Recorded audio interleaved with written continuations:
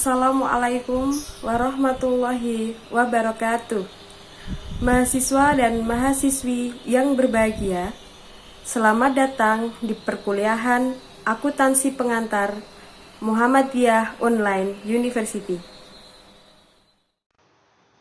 Pada video learning kali ini, kita akan membahas topik materi mengenai buku besar.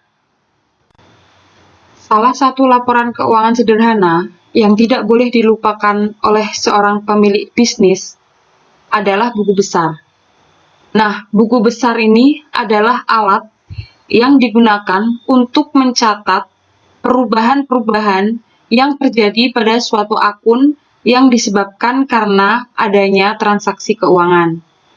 Nah, buku besar ini berisi tentang perkiraan-perkiraan yang mengikhtisarkan pengaruh adanya transaksi keuangan terhadap perubahan sejumlah akun seperti aktiva, kewajiban, dan modal perusahaan.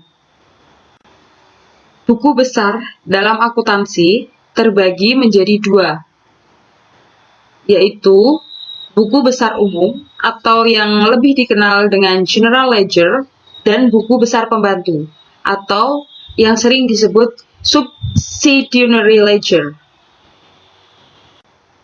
Dalam sebuah perusahaan harus memiliki buku besar karena fungsinya sangat penting. Buku besar berfungsi untuk meringkas semua data transaksi yang sudah tertulis di dalam jurnal umum. Selain itu, buku besar juga digunakan sebagai alat yang menggolongkan data keuangan dari yang jumlahnya besar sampai yang terkecil. Jadi, Anda tahu ada perbedaan atau tidak dari semua data keuangan yang masuk. Semua data yang sudah ditulis di jurnal harus dicatat atau digolongkan lagi dalam buku besar. Nah, untuk menyeimbangkan jumlah akun yang ada di kolom debit dan kredit, dan juga sebagai bahan informasi ketika menyusun laporan keuangan. Bisa dikatakan juga, buku besar memiliki fungsi yang sangat krusial dalam penyusunan laporan keuangan perusahaan.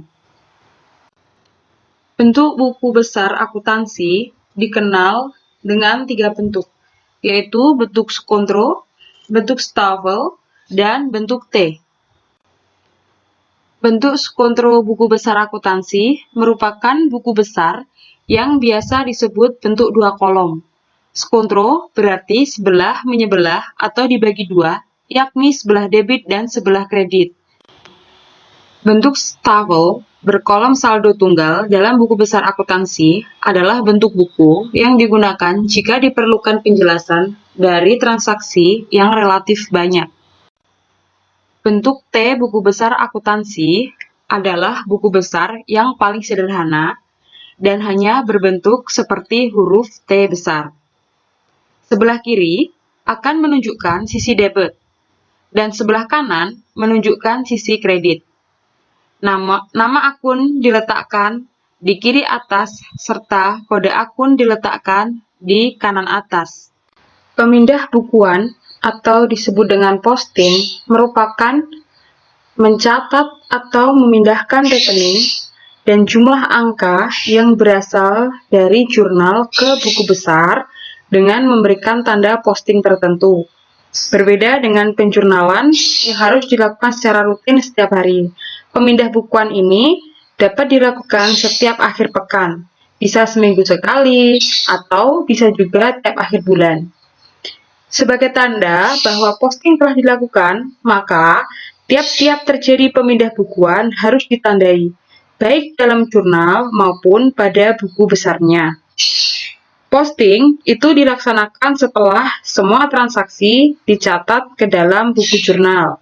Pemindah bukuan dari jurnal khusus ataupun jurnal umum ke buku besar itu dapat dilakukan dengan beberapa prosedur yang telah ditetapkan.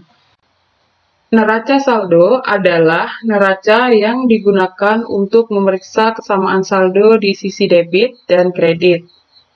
Kesamaan ini harus dibuktikan paling tidak pada akhir periode akuntansi. Nah, melalui pemeriksaan tersebut akan membuat kita yakin bahwa kita tidak membuat kesalahan saat melakukan posting debit kredit dari transaksi ke buku besar.